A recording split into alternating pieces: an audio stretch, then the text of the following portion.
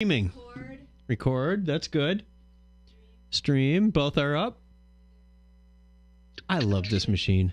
I do both every morning. I do both now, and they work fine. I forgot to change the YouTube thing. Works great, doesn't it? Yeah, that sounds fantastic.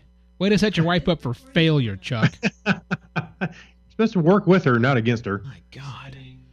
Really cheap on the title. It's $547. 635. Oh. Episode 5. Sorry.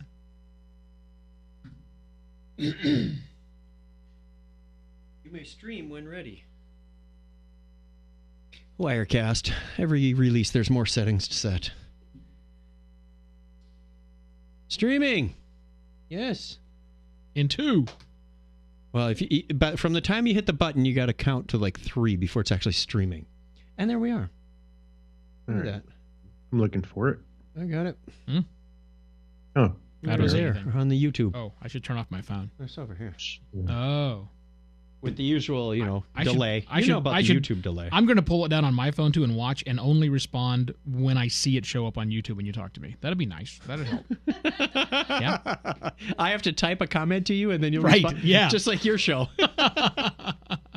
Oh, I see Chuck is out there. I'm right next to you. We're in the same room. I could throw something from this camera angle to that camera angle. I don't know how I'm going to do this. Welcome if you're watching on Facebook. Yes, Facebook is where we are. I almost said YouTube. Face. I get my streaming paths so messed up sometimes. This is Technorama. We're doing the pre-show, just getting the final details ready. Let me do a quick share so that other people know we're out there. Friend face. This has been shared to your timeline. May God have mercy on your soul. Not always, but I typically forget to do that. The sharing part? Yeah. Well, it's on the Technorama page, but we know that not everybody watches Technorama. No, and there's no way to get new listeners if you keep broadcasting That's the same my people. problem. Same thing. I do my Simpler Media pages where the show broadcasts from, and if I don't send it out on the Evo Terra Facebook profile, I get listeners of 0, which is fine. I don't really care because I'm just doing it because it's better than me talking to an empty wall. Right. I'm not good at that. Oh, so we taught Evo something today. What'd you teach me? How to talk to an empty wall. Share your own posts. Oh, yeah. Reminded me of why I still do this. Hey, I see my license plate up there. We have a new one. We got our new Shivo on the car again. Did you reclaim Shivo? Yeah, we took it back. You can't have it anymore. Well, I didn't want that one. I want podcast. Well, I can't. Well, you should be able to get that. It wasn't there for at least a year after we moved here. Oh, maybe it's still there now. Maybe. I don't know. I don't know if I want it anymore because license plates are expensive on new cars. They are. They are? How much does it cost? It looks like poo cast. No, it doesn't. That does not. Poo cast. Blame it on Wisconsin. How much is a custom plate run? I don't know. It's not whether it's custom or not. That's a upcharge. Yeah, it's $25 for the plate itself. But something like that. The plates are valued on the value of the car. So if you go out and buy, a new Tesla Model 3, you're going to be paying like $1,000 a year for plates. But if you've got an old 72 Malibu, you're going to be paying like 49 cents. So what does the Mini Cooper get you? What? $300 for the Cooper? I don't know what we paid. Really? Yeah. We paid probably more than that. And I know the RAV4 when it was new was upwards of $400. It's a tax based on the price of the car. That's not a good way to incentivize people to buy new cars, though. If you're I don't think it really incentivizes or decentivizes to buy a new car. And you buy a new car when you need a new car. We were used to, $70. I think a vanity plate was $90 in Wisconsin. It doesn't matter what vehicle you're putting it on; it's always $90. Wow. So, yeah, that was kind of nice. Well, now you're not in the sticks anymore. Welcome to Phoenix. Welcome to the big city. Where the temperatures are hot and so are the license plates. Oh! Hello, Tim Elliott. I have you on the big TV. We're on the big screen now. Okay. Hey, I was just looking at custom plates in South Carolina. I should get an amateur radio one for podcasting. Are they cheaper? I did see a binary license plate recently. I'm not sure how much it cost. It was, the fee for the 7 digits and it came out to 61. So I'm not sure if that was the guy's age or the year he was born or the year it wasn't the year of the vehicle because it was on a new Jeep. Light gallery search terms podcast. I think it was 61 because that's when he was born. That makes more sense. But it did end in 101, which is encouraging. You get pleased by the simplest things, man. I can. Well, 101 is our sign off. We've been doing it for 14 years. Yeah. Where's right. Has podcasting been around for 14 years? Oh, wait. Yes, just I know the over. answer to that question. You should not be the person asking that question. Yeah, no. I was like, what? As in, first book came out 13 years ago. That's true. My God. Kind of grows on you. The old days. Hey, Michelle Liebert is out there. Hi, Michelle Liebert out there. Used to work with Michelle Liebert long time ago in a galaxy far, far away. I did not. Hey, by the way, before we start, yes, I was just thinking, since this is falling on Halloween, I was trying to think of something spooky, Halloweeny to talk about, and I was thinking, weenie. We were just talking about the movie Halloween. You want to talk about horror movies for a few minutes? Okay. All right. I'm gonna put it in there. All right. Put it in the media corner. Yeah, I'll put Before the media or corner. after the song lyrics. Song lyrics. Oh, I did another song lyric. You said you wanted to add that as a segment to the show, so I was. that's right. I was showing Mike Stockman and said, you know what, that goes in tonight's show. Okay. All right, then let's get started so we don't make the we should get viewers started. suffer any more than we need to. There we go. No more suffrage. We should stop the suffrage. It's women's suffrage. It's men's suffrage. This show is suffrage. And we will begin in 5, 4, 3, 2. Technorama episode 547. Text message from Mars. Good morning, folks. This is your captain speaking. Technorama. Remember when? Technorama. On this day in tech history. Tech. And now, the news. Tech. What the Chuck? Technorama. Welcome to Blockhead Video. Trick or treat, smell my feet, give me something good to eat. Over there, in the media corner. I got a rock. Technorama. Hold my beer and watch this. Unfasten your seatbelts and disregard all safety rules. Here are your flight crew, Chuck and Kreg. Hello and welcome to Technorama. This is the show that takes a lighthearted look at tech, science, sci-fi, and all things geek. If this is your first time joining us, thank you very much. If you're returning, welcome back. We appreciate you giving us your time and coming to this side of the block for Halloween candy. Unfortunately, we have no candy. Man, that's scary. Joining me, I'm Chuck Tomasi, and joining me in his best, scariest outfit is Craig Stepp. How are you, Craig? If you got no candy, I'm throwing eggs at your house. How's that? Okay, I could use the toilet paper if you don't I mind. was gonna say, I would toilet paper your cactus.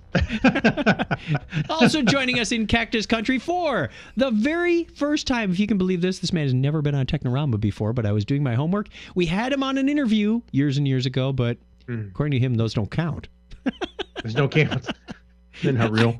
I don't even know if we got an ID out of this guy. It's Evo Terra. How are you? Hey, kids, welcome to the party. He's very familiar with this room, this house, and everything else that goes in it. Oh, there's history. There's history. The memories. Yeah, the history that shouldn't be named. Yeah. He probably still remembers all of the stuff still in the house. Yeah, a lot of it probably looks really familiar. Hey, is that the same liquor cabinet? That I wouldn't remember, to be really honest with you. Oh, yeah. True. No recollection. All right, before we get into the show, we do have some feedback. Apparently, our listener feedback line still works. That's good. From Crazy Joe. Did Crazy Joe call in way back in the day? Oh, yeah. Okay. He's still around. All right. My good man, Crazy Joe of the Mega Podtastic podcast. Ding. I have a solution for you for the name of the app that can take words and songs and books and whatnot, yes, and translate it a million different ways, and then spit it back out into English after it's been translated and translated. You didn't know what to call the app. You were like, what do we call the app? Well, Babblefish. The answer is semi-obvious. I say semi-obvious because it's not 100% obvious, but it's semi-obvious. Google Translate. To take a name that you're maybe thinking of or leaning towards, like you said, like the word juicer you suggested, or Yeah. maybe even the words binary high five or something like that. Take it, put it through the app, and whatever it spits out is the name of the app. Okay. You let the app generate its own name. That's kind of meta. That's my suggestion. The question just is, what word are you going to feed to the app to spit out the name? So that part I can't help you with, but the rest is gold. Keep wearing those pajamas. All right. Hey, Crazy Joe, we actually did that earlier, and it came out as Megapodtastic. So every time, it's the weirdest thing. All right, here we go. I'm putting in binary high five, and I hit translate. Wait, does Evo know what you're doing? No, what this I'm is? watching. Okay. This is an app I wrote that goes out to Google Translate and picks random languages. So it went English to Latin to Spanish to Turkish to Estonian, Portuguese, Gujarati, Kannada, Urdu, and back to English. And binary high five comes back as the most 5 binary.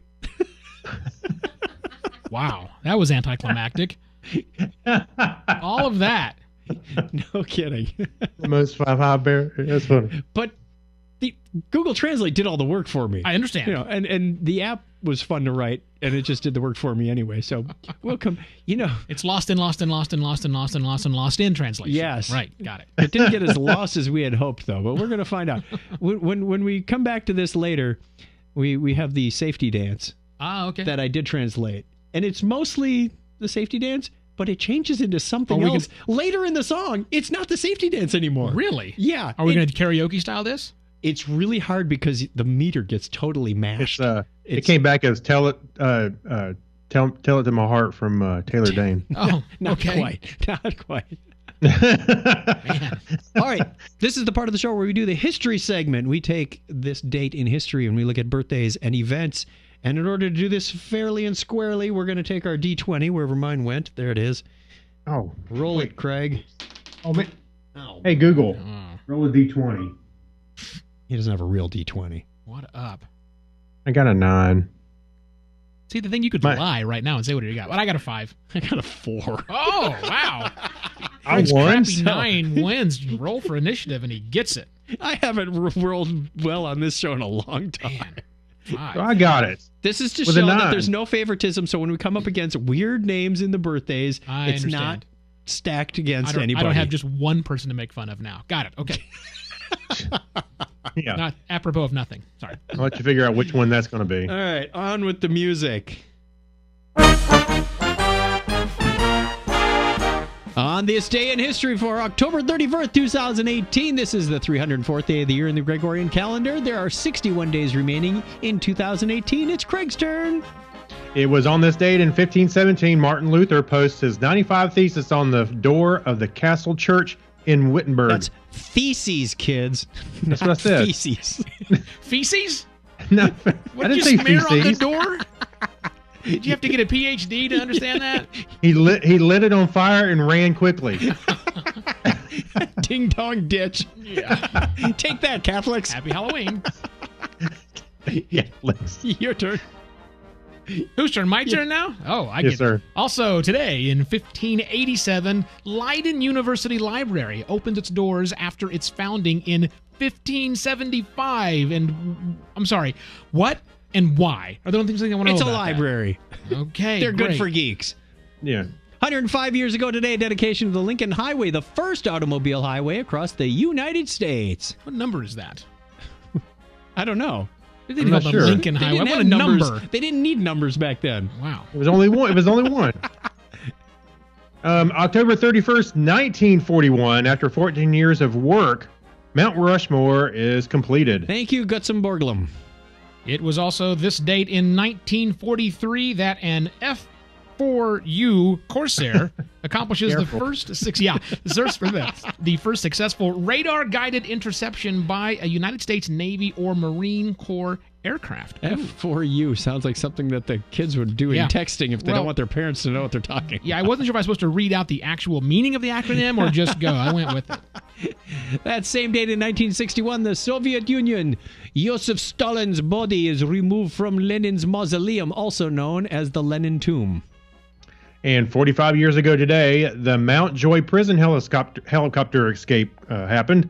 3 provisional Irish Republican Army members escaped from Mountjoy Prison, Dublin, aboard a hijacked helicopter that landed in the exercise yard. That's just badass. Yeah. I keep thinking of what was it, the Superman movie where the balloon comes in and takes Luther and Right. That's kind of what I was thinking. Well, they use a helicopter. That's cooler. The same way. On October 31st in 1999, we're going to party like it's, yachtsman Jesse Martin returns to Melbourne after 11 months of circumnavigating the world solo, non-stop, and unassisted. That guy's nuts. Wow.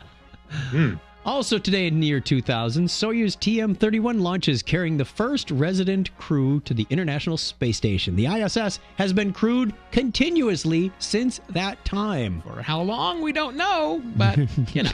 We'll keep you posted. And 7 years ago today, the global population of humans reached 7 billion.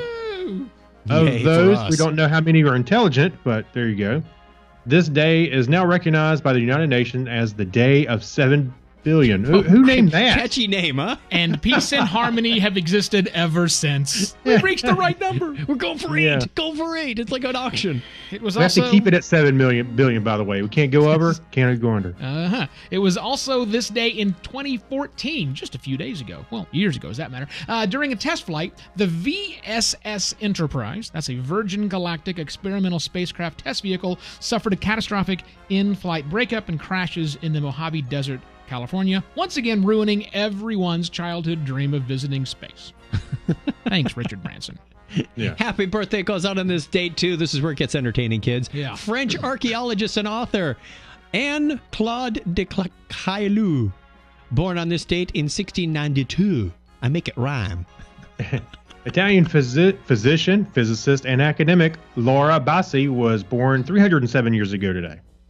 Karl Wingerstraus, the German mathematician and academic, was born 203 years ago today. I can do better than that. Adolf von Baer, German chemist and academic, Nobel Prize laureate, was born on that same date in 1835. And born October 31st, 1912, American animator and voice actor Ollie Johnston, which sounds like a name for something else. Stop. American singer-songwriter and actress Dale Evans, born on this date in also 1912. Wasn't that Roy Rogers' girlfriend? It was. Okay. John Hugenholtz, Dutch engineer and designer, was born on that same date in 1914. And born October 31st, 1919, American mathematician and author Magnus Winninger. Barbara Bell Geddes, American actress, was born on that same date. Do you remember 1922. her famous role she played? No. She was the grandmama on Dallas. What? Really? JR's mom. Wow. Yeah. I do not remember. What's her name? Ewing. Barbara Bell. What's her name? Is it my turn? It's your turn now. Oh, Yes. Also born on the same date in 1930, American general pilot and astronaut Michael Collins. Also turning 83 today is American mathematician and theorist Ronald Graham. And everyone's favorite television star, Michael Landon, the American actor. Oh, it's the same guy. I just threw that out there in case it was a different person. Anyhow, Yeah. American actor, director, producer, and screenwriter, was born 82 years ago today. An American businessman and activist founded the Oscar Wilde Bookshop. His name is not Oscar Wilde, as you might think. Craig Right. Rodwell was born 78 years ago today. And David Ogden Steers, American actor, was born on the same date in 1942. Charles Emerson Winchester III. And the man who single-handedly rescued Tolkienism from obscurity, Yeah. Peter Jackson, was born on this date in 1961. Single-handedly, right? Yeah. I've got nobody else is going to do it. I'm going to do it. Also turning 55 is American actor and comedian Rob Schneider. 55. He doesn't seem like He seems like he should be a lot older than me. or Yeah. 35. Well, one of the two, right? He needs to be like, on his deathbed or still, 12. Right. Right. Yeah. You can do it. We have a number of listener birthdays today. November 1st is Amber Elstad, Mark McCoy on the 2nd, 2 birthdays on the 3rd, Ken Pace, and Ranger Craig. Ranger Craig, still out there. Yes, he is on the 3rd. Happy birthday to you. Avner says, OMG, it's 2014 and I'm 40. Got news for you. The calendar kept running. Yeah. The Aztecs were wrong. It's November 4th. Right. November 5th, Michael Corlett from New Zealand. Happy birthday to all of you. If it was your birthday this week, we wish you all the best. If not, you can always go to our birthday page at chuckchat.com/wiki. Get your name on there. We'll give you a shout out at the appropriate time of year with some of these people whom we have been wishing birthdays for a decade or more. And if I come back, it'll be an inappropriate time of the year. Well, we can make it that if you wish. Yeah. That's the way it was on this day in history for October 31st, 2018. Thank you very much. Should we do the news? What are we starting out with? Oh, is this the... No, this is not the story I was thinking of, but we'll do this one. Yeah. News, everyone! And our good news is... Craig, you want to start out with this one? Yeah, I think... Weren't we talking about this a little bit, the robocalls? I know we were talking about robocallers. I think it was on our Patreon show. I know I have spoken about robocalls. Yeah. I mean, just to regular people, we've talked about it. So okay. Well, let's talk about it some more. Okay. So robocallers evolved to sidestep new call blocking rules. AGs tell the Federal Communications Is that Commission. why I'm getting called a lot more now? I know I am. The Federal Communications Commission should let phone companies get more aggressive with blocking robocalls. 35 state attorney generals told the commission yesterday, well, whatever day this was put out there, the FCC last year authorized voice service providers to block more types of calls in which the caller ID has been spoofed or in which the number on the caller ID is invalid. But the FCC did not go far enough, and robocallers have evolved to evade the rules, and 35 attorneys general wrote in an FCC filing, quote, one specific method which evolved recently and is a form of illegal spoofing calls called neighborhood spoofing. A neighbor spoof call will commonly appear on a consumer's caller ID with the same area code and local exchange. That's what I've been getting. Yeah, as the consumer to increase the likelihood that she would answer that he or she would answer the call. I got news. It works. Yeah. In addition, consumers have recently reported receiving calls where their own phone numbers appeared on the caller ID. Okay, that would just be wrong. I would not answer my own phone number. I'd be like, yeah, I wouldn't do that either. The call is coming from inside your phone. It's coming from inside your phone. Get out of your phone. Yeah. Get out. A consumer who answered one such call reported that the caller attempted to trick her by saying he was with the phone company and required personal information to verify the account. Oh, please no. Claiming it had been hacked. Oh, never answering this is why I don't answer my phone. Right here. This is it. If it's not in your, you can block all those people that are not in your dialing, no in phone your contacts. No, send me an that was our message. question we were talking about is, do you answer your phone anymore? Yes. Rarely. Yeah, and because I've been rarely. getting spammed a lot, either from the 92 area code and often with the same prefix, or somebody in the 201 area code has latched onto me and they keep moving around. It's like this time it's 1620 and this time it's 1624 and this one's 1267. So I can't always. It's like whack-a-mole with the phone numbers. That's crazy pants. I'm going to pull up and see a list of what I've received recently just to show you how insane this actually gets. Because, I do not answer my phone. I don't even know my phone number. To be really honest with you, I don't. I have a Google Voice data device. I've got a Google Voice number. I know that number, but I'm not sure what device is attached to this particular SIM card. So I'm just going to go through my list what I have right now. One is a actual phone number that I don't recognize. Peoria Ford called me. Don't live in Peoria. Don't own a Ford. I got unknown caller. I got an 800 number. I got someone from Sacramento. I got my bank. My bank actually called me for checking some fraudulent activity. That wasn't, luckily. And then survey, Peoria Ford again. That's it. I mean, there's nonstop. Do you have any like conference call like WebEx or anything call you? No. Or do you generally do those through the computer? I'll do everything through the computer. Okay. Because I often have them go through my phone because computer tends to get a little glitchy on me sometimes. Yeah, but now I'm that's finding kinda the pendulum is half and half. swinging the other way, and the phone is getting more glitchy on the audio than the computer. I just don't like people hearing me type and talk at the same time because it gets a little noise bangy. Crazy thing for me in this article, it just said here that the FCC authorized carriers to get more aggressive on blocking this stuff. That means they said, okay, carriers, Sprint, T-Mobile, AT&T, feel free, have at it, block more of this stuff. Have they? No. Well, see, I'm trying to figure out how hard is it for them to enforce showing the number that the phone number originated from? The non-spoof number. Right. Yeah. I don't know. They can. I guarantee you they can. Oh, yeah, because they could track it back themselves. I'm just saying how hard that would kind of like put an end to a lot of this garbage. Look, But someday we'll live in a garbage-free society. and then you'll wake up. Not today. All right. Evo. What? I This for me? this one's for you. Got it. A painting made by an artificial intelligence program sold at Christie's in New York auction on Thursday for a grand total of $432,500. I was looking for a cash register sound, but that's as good as I got. Again, Then it probably shredded itself. Yeah, no, that would be a Banksy thing. Again, that was a painting that a non-human being, non-warm-blooded creature made. So an electronic thing for no apparent reason sold for $500,000. And you have to put the picture up here. Donna, can you put that up? Because it looks like Potato Jesus. What? Okay, so first off, I'd like to make a statement. I don't get art. It's got a mathematical equation at the bottom, too. You know, my computer can paint better than that, I think. I think I can paint better than that with Microsoft Paint. An anonymous phone bidder bought the painting called Portrait of Edmund Bellamy, which was created by an algorithm developed by the Paris art collective Obvious. A three-person team fed the network 15,000 portraits from the 14th through the 20th centuries. Wow. Okay.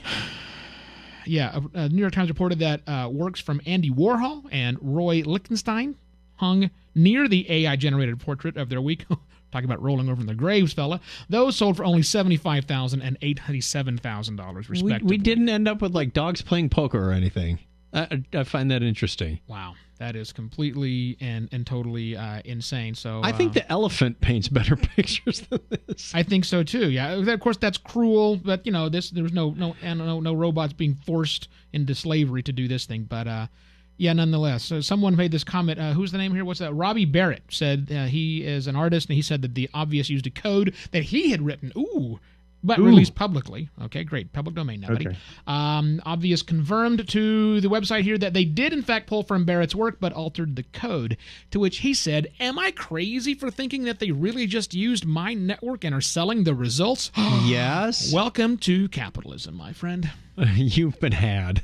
Hey, people make open source software all the time and make money off of it because they charge for services around it. So. This wasn't just the software, though. He said using my network. It sounds like they're using more resources network. than I'm just sorry. the software. Ooh. Yeah. Look, all this guy can do is now just start selling the borders and frames that go around it. That's where the money is anyhow.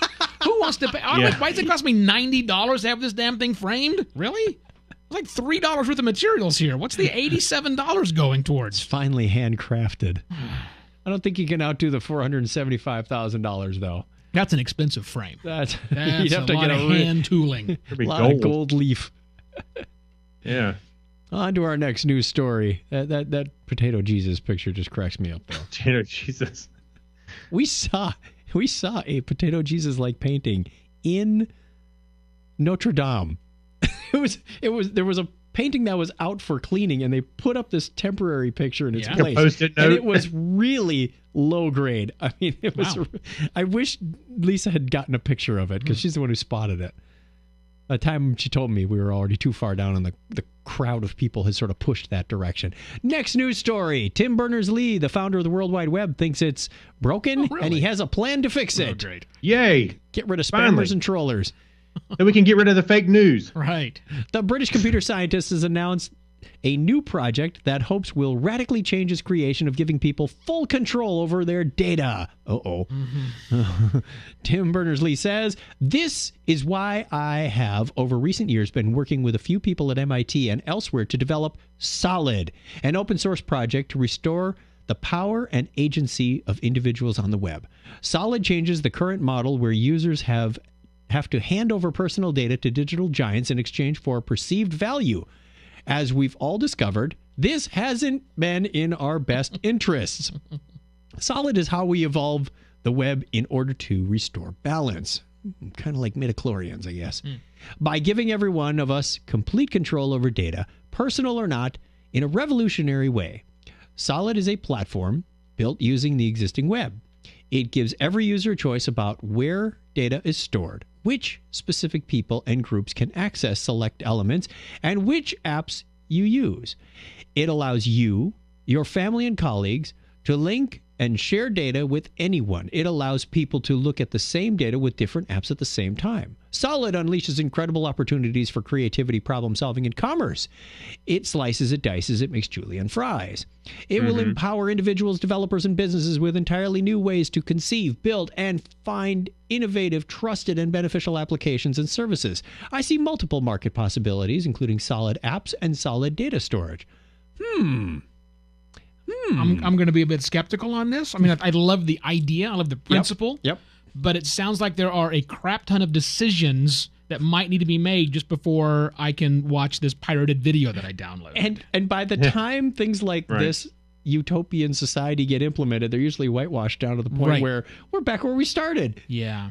Yeah. Have you watched Silicon Valley?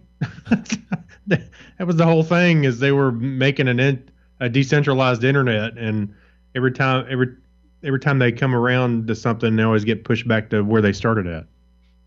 I wish him the best of luck. I love the idea. Yep. Let's see what we can get out of this. I wish him as well. What do we got on time? It's break time. We'll be right back after this. All right, smoke them if you got them. Yeah, sure. We'll go with that. So hang out with us. Stick around. We'll be back with some hacks and strange stories. Remember when and maybe something else of interest. Hold on.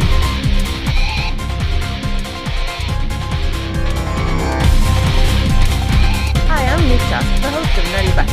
And hi, I'm Tech, Nutty's regular guest. Antagonist. Our podcast is like a call-in show where geeks get to debate topics about speculative fiction. We don't really debate. Sure we do. We debate topics such as alien superpowers, the best villains, and our favorite apocalypses. We more of like rant, rave, and then have massive nerd rages. People call in from all over the world, sometimes minor celebrities, and we've even had some supervillains show up. Do you ever notice that you never have any superheroes or good guys? I'm a good guy. Compared to what? Antagonist, not very best. Nutty Bites, nimlast.org. This is Adam Savage from Mythbusters, and you're listening to Technorama with Chuck and Kreg.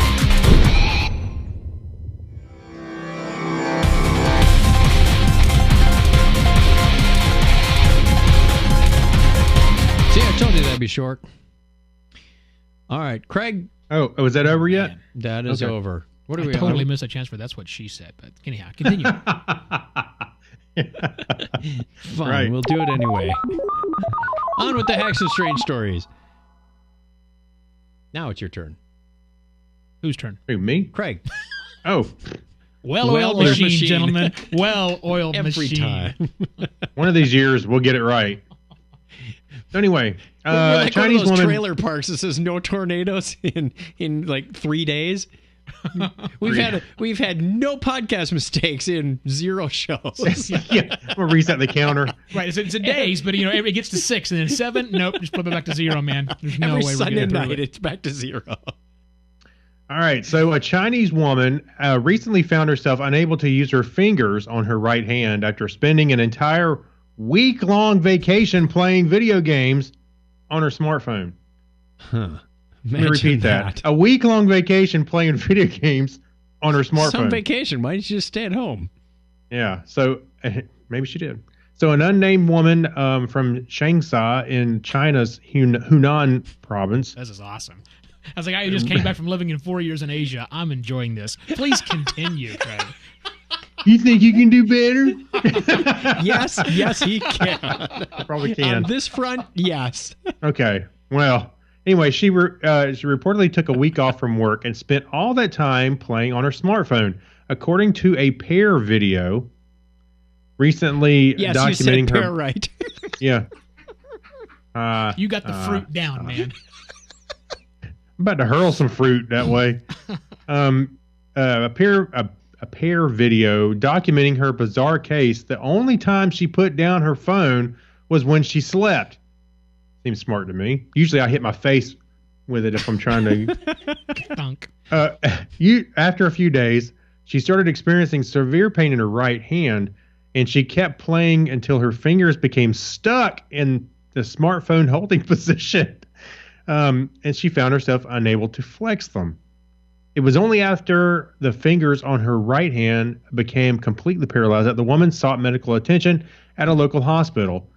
After doctors examined the patient's deformed hand and ran some tests, they diagnosed her with tendinosynovitis, an inflammation of the fluid-filled sheath that surrounds your tendons.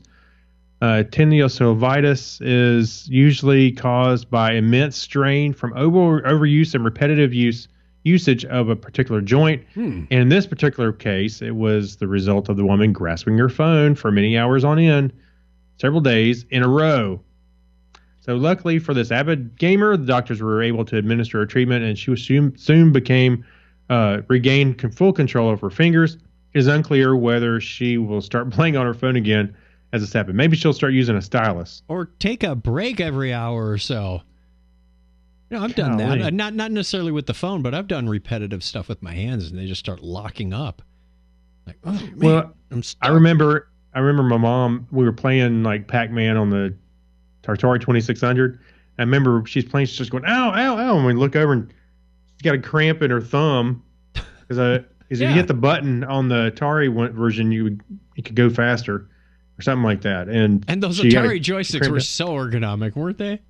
Yeah, big block, with one button. I just think it's fascinating. This woman said, hey, my finger's paralyzed.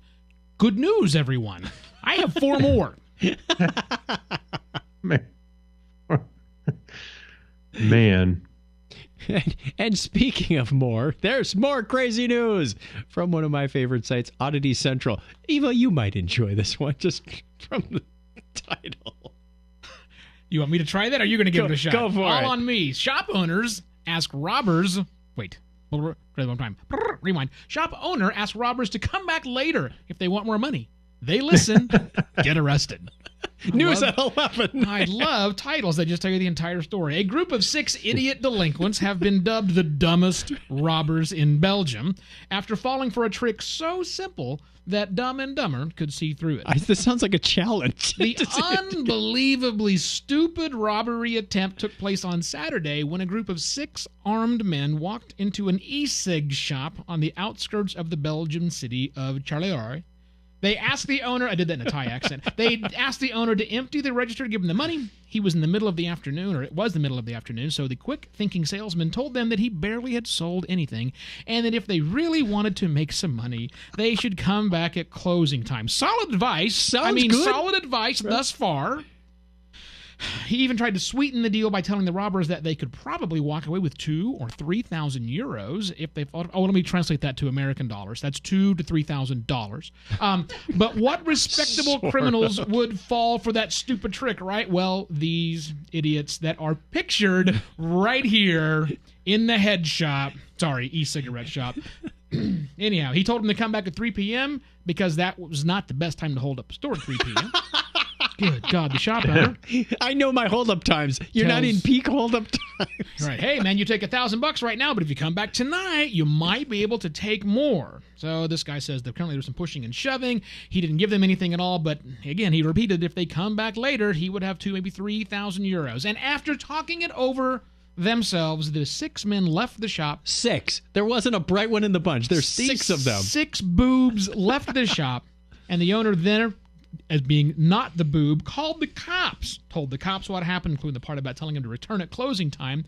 But the police didn't think that they were that dumb. The police were dumber. And you know what? They were right. Turns out because the idiots came back an hour earlier. They still showed up again, but an hour earlier than closing time. You don't want to be a tardy thief. I guess that's true. Oh, man, 5:30 in the afternoon, the would-be robbers once again showed up at his door, but the cops hadn't been there, so he had no choice but to do what, you might ask? Send them away again. You're too early! I berated them, saying, you have to buy a watch. It's not 5:30, it's 6:30, and the idiots left. So I sold them a watch, too. And he finished that sentence by saying, they weren't the brightest. Really? I think we're catching on that one. And then, crazily enough, at 6:30, these 6 idiots once again showed up, ready to collect the promised loop. Only this time, the cops decided to show up as well, and were waiting for them. 5 people were arrested, including a minor.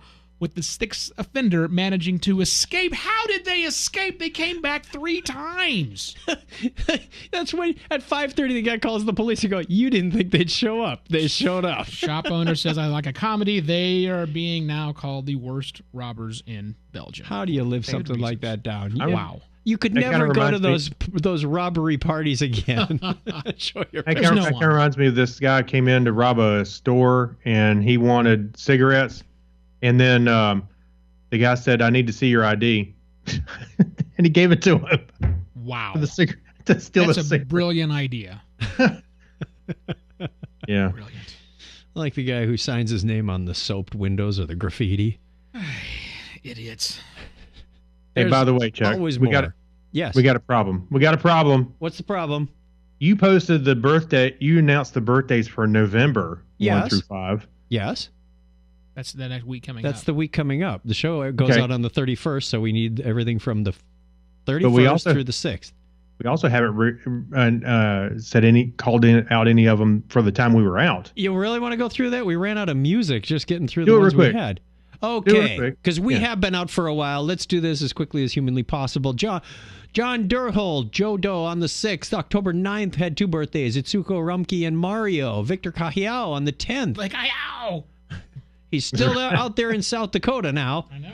Yeah. Garrett Rafal on the 10th. The 11th, Bruce Barr. We haven't heard from Bruce Barr in That Bruce millennia. Barr? That Juice Bar. Jason Schwantz on the 13th. The 19th is Russell Pearson, a.k.a. Nine Reads. Mike from near Des Moines, Iowa on the 20th. 21st, happy birthday to Daniel Ebdrup Jensen, a.k.a. Debdrup. He used to be in our chat room all the time, didn't he? I know.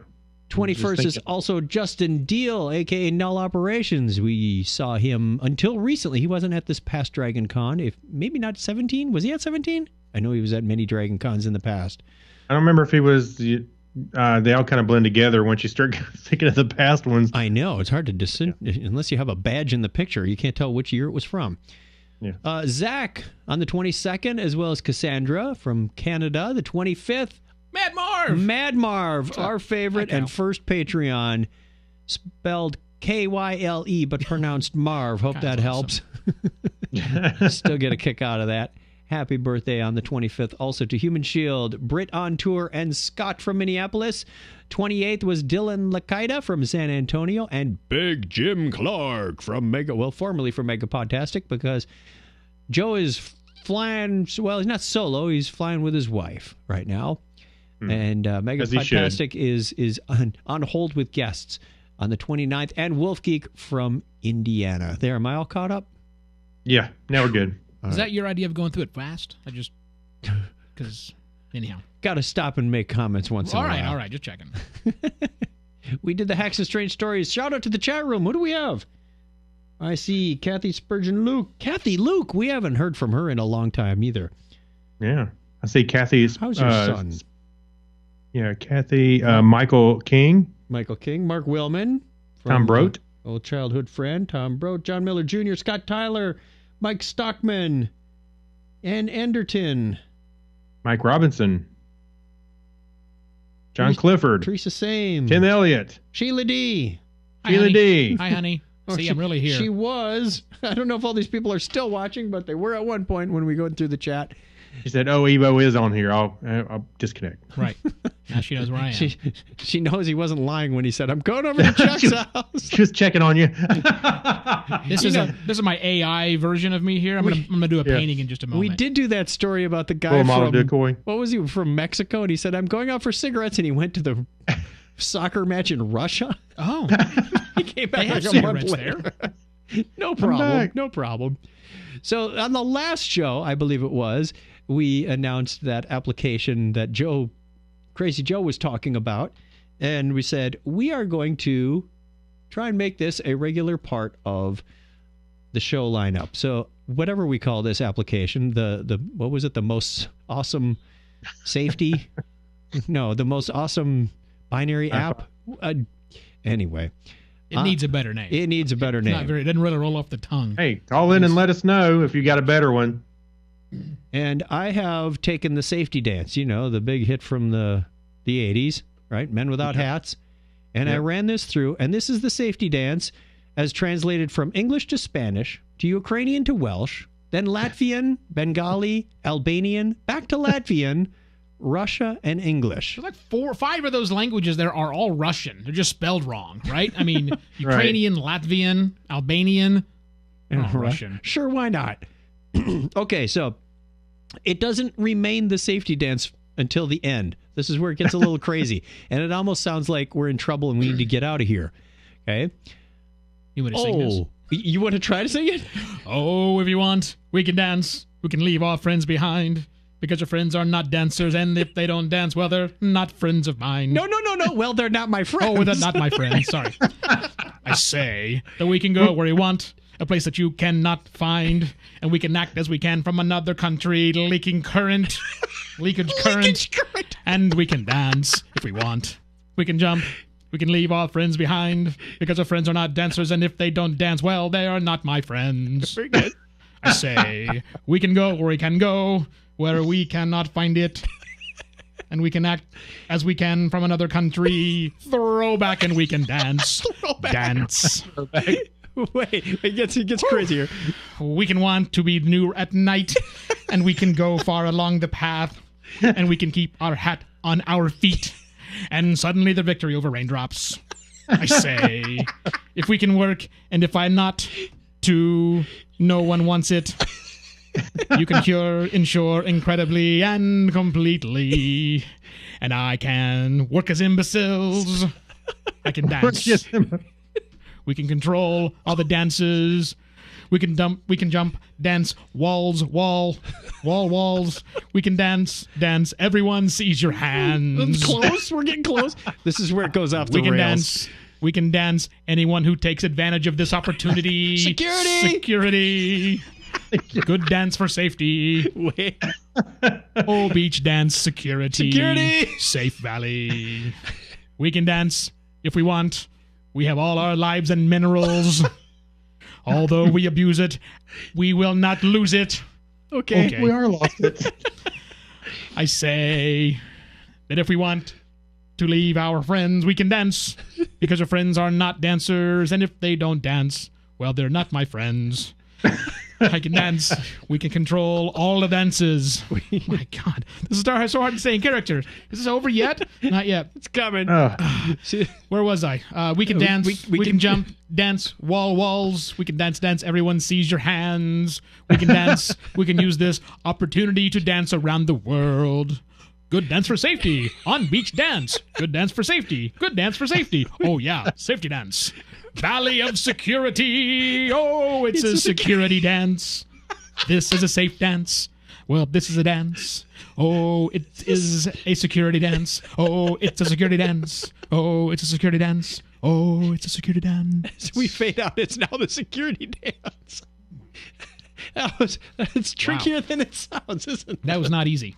That's funny. Applause for you, sir. S. What did they say? Leaking currency? Leakage. Current leakage. Current. little personal. But. It just comes out of nowhere. Leakage current. Security. Leakage current. Now you know how I do this. Wow. That's crazy. That's devilish. My cheeks hurt. That's the point. I hope I didn't read those lyrics. That could come up next, though. Hope you listeners appreciated that as much as we did. This show is brought to you by you. Where's my awesome music for the... There it is. There you go. There it is. Because these people bring us the force to bring you this show. You are our patrons, and for that we give you additional content, which we call our Patreon show. Maybe we should just sing those songs for the Patreons. No, that wouldn't drive any more adoption. Special thanks to Abner Braverman, John Clifford, Alexis Duran, Amber Elstad, Leon, Gary Lindros, Hi, Gary. Chris MC, Harold McKinstry. He's our new guy, right? Yes. John Miller Jr., Megapodtastic, Kyle Nishioka, John Noble. Wait, that John Noble? Not that John Noble. Okay.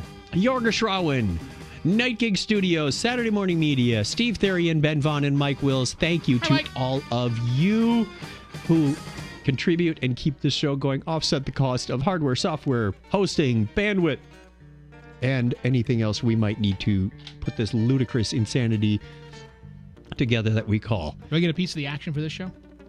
A piece of the action? Yeah. Wasn't that a Star Trek episode? Hey, just give him a beer out of the fridge. That's about what it's 50 equal quat to. lose. Yeah. You get twice as much as Kreg gets. Oh, wow. You guys work on your partnership a little better, Craigie. He gets nothing. Don't spend it all in one place there, Evo. You can go to patreon.com/Technorama Podcast if you want to be among these illustrious people and help the show continue on its way. Because the cool thing is, you only pay when we do content, and then we reward you for it. So that's the cool part. We had a lot of time off in October, and November is looking quite shaky as well, with more business travel coming up. But we'll see what we can do. And when you get these episodes, and you give us some money, and then that's when the buyer's remorse comes in. You can put them in a gold frame. Yeah. And then have your AI paint a potato Technorama. Right. All right. Kreg, you put something in the media corner. Tell us. Yes. Since it's Halloween? Yeah, since it's Halloween. I was talking about earlier that on Sunday afternoon, we rented the original Halloween movie and watched it with our son. And when Jason was 14? Huh? When Jason was 14? Yeah, well. So anyway, we started watching the show and the movie, and of course my memories of it are a lot different than when you watch it nowadays, because I haven't seen it in since the 80s. So we're watching it and I'm like, wow, this is not hold up. So you went back to the original Friday the 13th and checked that instead. Yeah, and it was much better. Yeah. So, but it's funny because the acting was not fantastic. The situations that they're in, of course, aren't realistic. Oh, let's get a beer. Oh, let's go upstairs. Or my parents are out. Okay, they're all gone all day. Let's go. I'm like, so their parents are conveniently out and they can go up there and frolic and do whatever they're going to do. And was it the standard horror movie tropes in there? Well, yeah. that's what I wanted to say. I mean, in their defense, 40 years now we see that those are now tropes. They weren't tropes then. That was like, hey, here's a great idea. No one's ever done it before. Let's go upstairs. Let's split up. Yeah.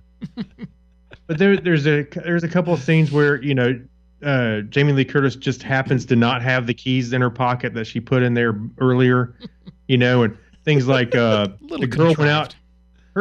The girl went out of her house, out of the house she was babysitting in, to get in the car, and the car is in the drive, and the car in the garage, inside the garage. I'm like, why would you park your car in some stranger's garage and it's locked? That seems a little so she has to go get the keys, and she comes back and she just opens the handle and gets in without using the keys. Of course, Michael's in there, and it's like, you have to park it in his garage so he can get in the back seat without you knowing. He's like, yeah, it's just part of the funny, HOA. You can't things. park on the street. You got to park in the garage.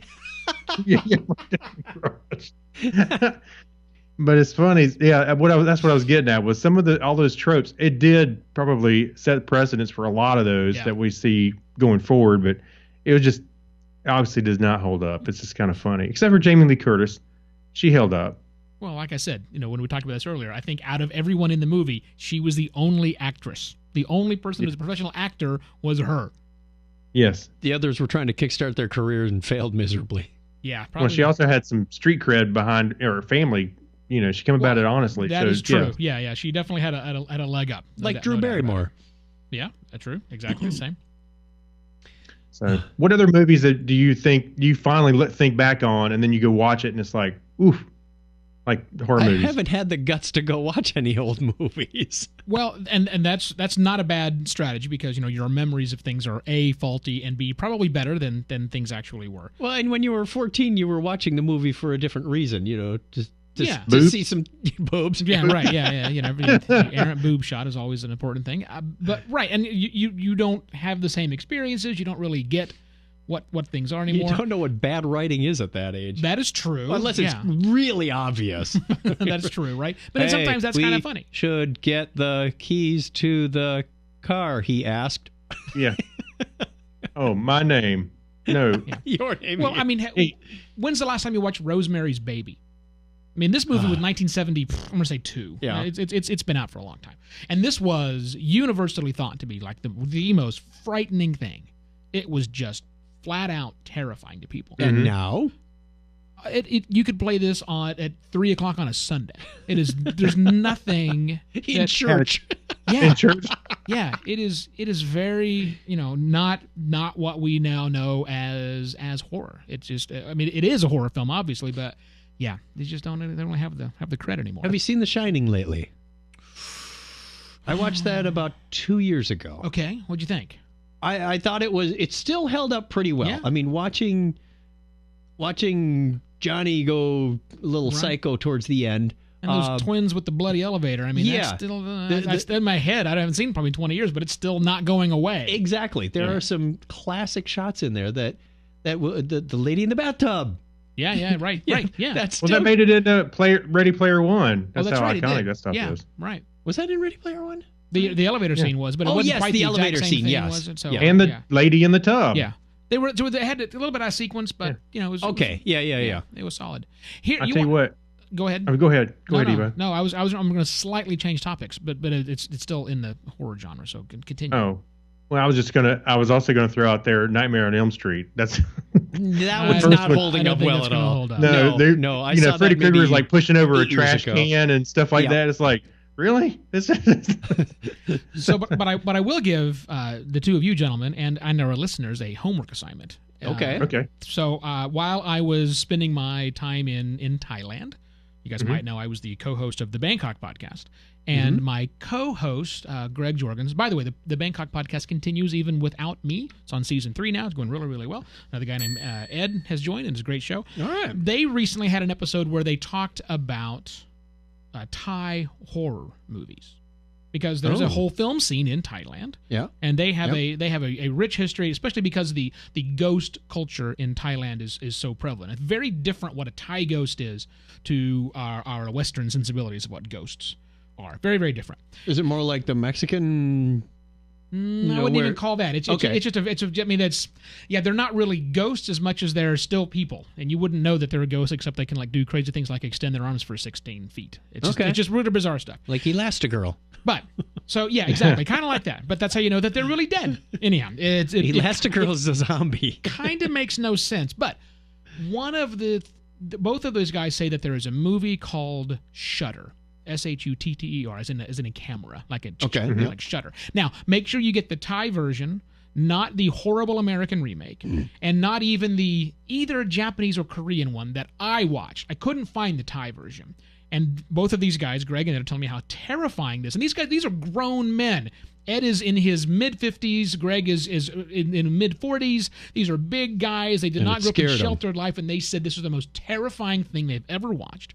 This Thai movie called Shudder. Now, I was unable to find the Thai version of it, so I watched the Korean or the Japanese version of it and considered them both little pansies because there's nothing terrifying about that flick at all. But they both admonished me and said, no, we told you to watch the Thai version. Yeah. It's very, very, very scary, but I have not been able to find it. So here's your homework assignment, geeks that are out there. Find me that movie.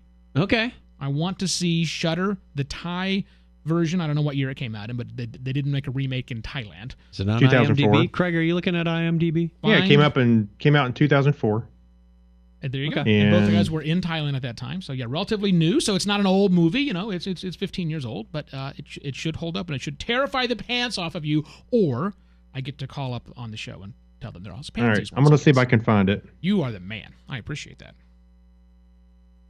Shudder Tiver. Okay, got myself a note. Okay. All right, we're going to give Evo a rest after singing the security dance. Oh, I have to do that now? Okay. No, you don't. We're good. One more story, or do we have two more stories? We got this. We got two more. Do we have enough time? We got time. All right, we got time. This is podcasting. There's no time restriction. Right, the time zone hasn't changed yet. That's next week. We're in Arizona. That's tomorrow. We don't change. No, For tomorrow. the people that are listening to this right now, November 1. November 1. This comes out on the 31st. Okay. So no, November it 1 is changes the on day after. Changes on a Saturday. Oh, is it the week like after? early in the Sunday Oh, morning. I heard 1st of November, so I just assumed they meant actually the first. But no, you're right. So first weekend. First weekend in November. Oh, good. Gotcha. Okay, change your clocks, everybody, except Arizona and Hawaii. And Thailand. And what is it, Monaco or somebody now is deciding to stay on one time zone? Oh, that's right. I did see that, yeah. It was Monaco? Morocco. That's what it was. Yeah. I knew it started Wish with an we'd M. do it, but, and China. you know. Write your congressman. Tell them all you want. Vote. All right, new high-tech spray. Are we on the Geek Library? Where are we? Yeah, we are Geek on the Library. Geek Library. Then we better play the Geek Library song because it's just a cool song.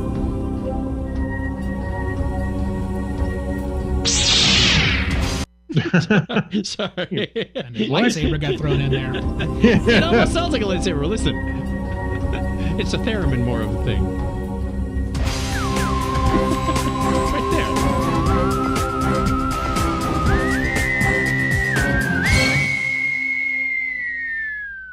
New high-tech spray-on coating can make buildings, cars, and even spaceships cooler. Now, it's not like putting flames on the side of your car. Not that kind of cool. Managing temperatures in particularly hot and sunny climates can be very difficult, as we in Phoenix know. Even today, you can use your air conditioning to displace the heat from the inside structures and vehicles, but it sucks up so much power and can generate pollution that ultimately makes temperature problems even worse. Now, a team of scientists from Columbia Engineering have developed what could be a much more efficient solution for keeping things cool. And you can spray it on just about anything. This sounds like a Billy Mays commercial. You're reading it like a Billy Mays commercial, yes. In a new paper published by Science, researchers described how they came up with a paint-like coating that facilitates what is known as passive daytime radiative cooling. That doesn't even make a good PDRC. That's not even a good initialism or acronym.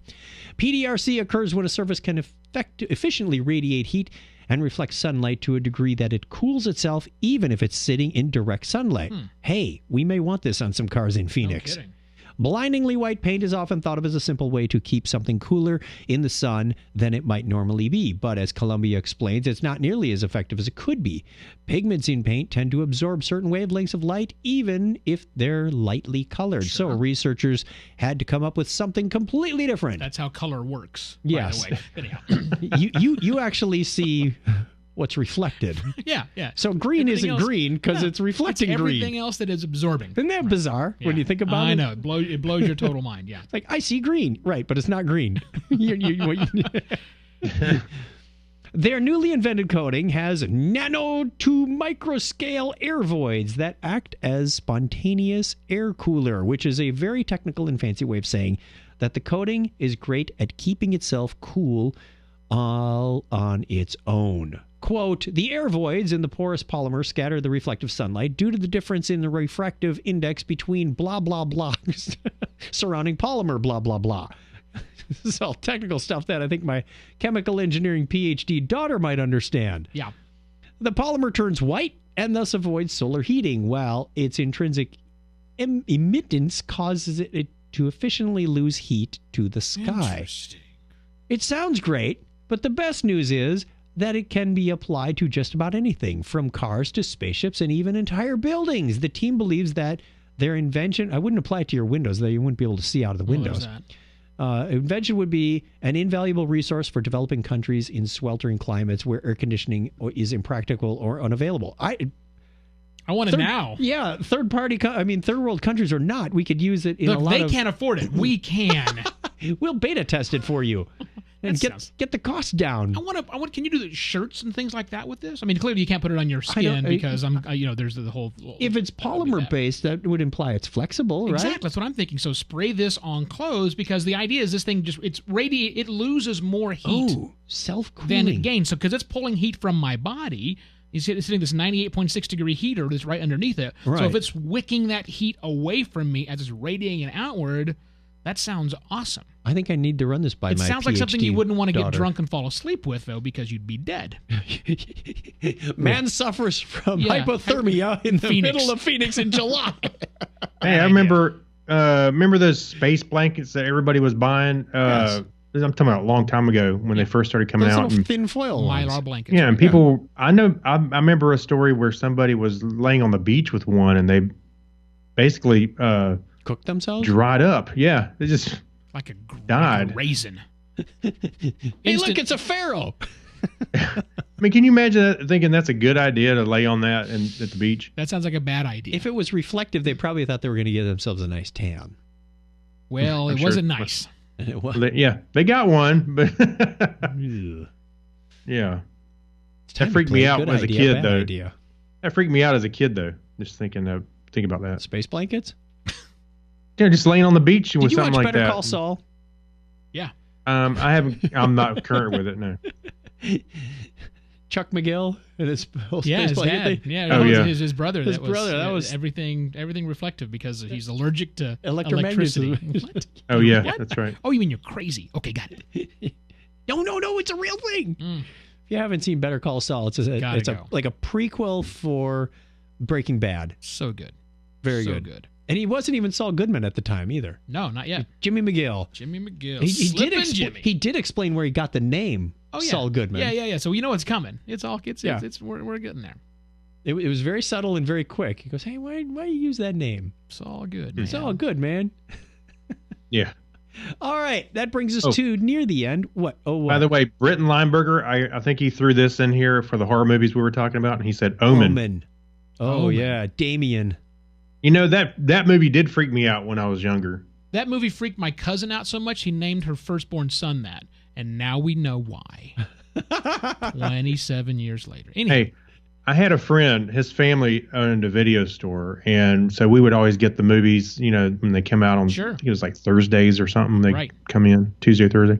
And he was big into horror movies, so we saw every freaking horror movie all the way through to things like Faces of Death, Oh, yeah. We actually watched all those. Faces of Death Beating on the monkey's head. Those were terrible movies, but we watched them. Why? Because we were terrible teenagers. That's why we watched them. It's a horrible thing. Did you ever see the worst one I ever saw? Not one of those. It was a movie that we also, my friends owned a pizza parlor and video game store. Both a combo. Sure. That's what they do. I'd go there. And, that was like the only place you could either get pizza or rent movies in the town. So, yes, you would go there. You would have to. Yeah. If you wanted either of those two things. They said they got a new movie, and on it, like, this is the scariest thing ever, and it was a movie called I Spit on Your Grave. I've heard of that. I haven't seen it. I come in pieces. It is the worst movie. Wasn't that like the tagline? I don't remember. Maybe. She hacks three men unrecognizable. So yeah, you're in the right ballpark. Yeah. Craig, I think we have a new question of the week that trumps this one. Worst movie. Okay, go for it. What's the worst horror movie you watched? I tell you. We'll save this. By the way, we'll save this for our show. That in the queue. Our question of the week. We didn't get an answer to this week's question. Hold on. What was this week's question? Last show's question. Where is it? I'll answer it. Video you shared. Would you say, what is the worst horror movie you've seen? The worst horror movie you've ever seen. All right. And I will put I Spit on Your Grave up there at the top of that list. Yep. What our question last show was, what mundane task do you want a robot to do for you? Paint. I wanted to make a painting that I can sell for $485,000. Tom Joseph. Done. Tom Joseph goes for the general blanket statement. Go to work every day. That pretty much covers it. Hey, if you're in trade labor, guess what? It's coming for you. Cynthia Fry, weeding, cleaning, and dusting. Wayne Pettinger says, write the shell scripts I use to do my mundane tasks. That's meta. Now we're getting meta on this. That's thing. like feeding a pig bacon. I just. Sean Brockman, dealing with insurance companies, banks, and other sources of annoying paperwork. That's coming. Tiffany says, edit my podcasts. How about make my podcasts? Yeah, that's coming. Jonathan Strickland. Oh, I love Jonathan. Handle my email, like all of it. Yeah, select all, delete. Melissa A. Bartell goes domestic again, dusting, sweeping, and laundry. Larry Hudrick, everything but the fun stuff. Brian Richardson, taking out the garbage and cleaning cat pans. Craig, what did you respond to this? I second that. Yeah. Which part? But the cat part. There's another solution for that. Don't have cats. Yeah, and those self-cleaning cat litter boxes aren't all they're cracked up to be. They don't work. No. They don't work. We have Clean House from Kim J. Brungraber. Alan Beckman says, Read and reply to Facebook posts with my minimal input and historical reference intact, complete with appropriate emojis. Hey, I think Cambridge most of the people Analytica on my does that. feed do that. Cambridge Analytica. Sign me up. Slam. Dina Henry Scott says, make my bed every day. Joe wants some shoveling snow. Have I mentioned I hate snow? Wait, instead of shoveling snow, I want my robot to obliterate all snow with its heat vision. Yeah. Gary says, you hate snow when you left Arizona? Something backwards about that equation. Kevin Kostelecki wants the robots to take care of his TPS reports. We have more laundry, toilets, wash tubs, and vacuum stairs, dust lawn. We need. Let's see if there's more creative answers in here. Go to work and earn my paycheck for me. That's called trading. My cousin John says, getting the Bitcoin. What do you want the robots to do? Fire robots. Did they mean like terminate robots? I don't know. Shoot them out of a cannon? Right. I was thinking shoot them out of a cannon thing myself. Oh boy. So thank you everybody for your creative and wonderful answers. We expect another batch of them. I was going to say we expect more from you, but that didn't come out right. But I'll say it anyway. Wow, we expected better from you. I'll say it. Yeah. I have the reputation for being that person anyhow. Question of the week. Yeah, right. Spoiler alert. And that's the last time we saw Evo on our show. First and last. What is the worst horror movie you've ever seen? We want to know. Let us know by calling us on the listener line at 707. What's the number? 707-530-2428. That's 707-530-CHAT. Send us an email, technorama@chuckchat.com. You can put a message on our Facebook page over at facebook.com/Technorama Podcast. Many other ways you can get in touch with us. But, of course, just go to our website. All the links are there. RSS feed is there. Just chuckchat.com/Technorama. It's the one-stop shop for everything you need. Thank you very much for joining us, Evo. Sure, buddy. Happy to do it. Good to have you back in the studio. I remember this place now. You painted, changed the curtains. Change the curtains. I doubt that. It smells different, too. What did it used to smell like? I'm afraid to ask. I didn't say it smelled better or worse. I just said different. Worst horror movie ever. Yeah. Right. Thanks, Kreg. No, thank you. Boy, howdy. Until next time, tell a friend about Technorama and give me a binary high five. 101. And that part is done. Thank you very much for watching on Facebook. Thank you for watching on YouTube. If you're watching there, you can find out more at the locations given earlier. Are you putting this out on the new Twitter? They've got, Periscope for audio, which I'm calling hydrophone. I have not seen of that. Yeah, you can do an audio-only really Periscope, which, again, I'm calling hydrophone because that's interesting. Makes sense. Yeah, okay. You can do that. So I've done a couple of them. They're interesting. Pretty easy? Yeah, you do it through Twitter. I mean, so you have to have Periscope on a device, on a mobile device, and then push the little button that says go live, video, nope, audio only, and you go. So you take the MP3. No, it's a live stream. Oh, it's live. So yeah, just record audio. So I would do this. You would just push this out through. You need one more device plugged in the chain somewhere, and you could push it out on the Twitters. Like take an output from the board and feed it into your device and go. Put that into a phone. That's what I've done a couple of times. I just take it out of my line out and straight into the phone. I'm sure I could find another couple pair of output channels on this thing. Can you download them after you're done with them? That's an excellent question. Probably, but I don't know the answer to it. I know. Because it'd be cool to do it and then go later on, post it in your feed and make it official. Yeah, I know that through Periscope, their goal is to not have them be live after 24 hours. You have to do extra work. But I think you can download them on your own if you wished. So anyhow. I'll check that out. Yes. All right. So did we already sign off, Donna, or should we say goodbye? Bye, Donna. Bye, Facebook people. Thanks for joining us. See you next week. Laters. But we're not done because we're going to record the Patreon show real quick. We do our Patreon first. We do it second just to screw them That's up. cool. Yeah. We started doing it at Bangkok Podcast ahead of time because it was my partner wanted to do a bunch of just chatty stuff. And so let's put the chatty stuff to the patron feed. So we'll get that out of the way, and then voices are warmed up. We're good to go, and let's just knock out the show afterwards. A lot of times we think of things in the regular show that we want to talk about deeper.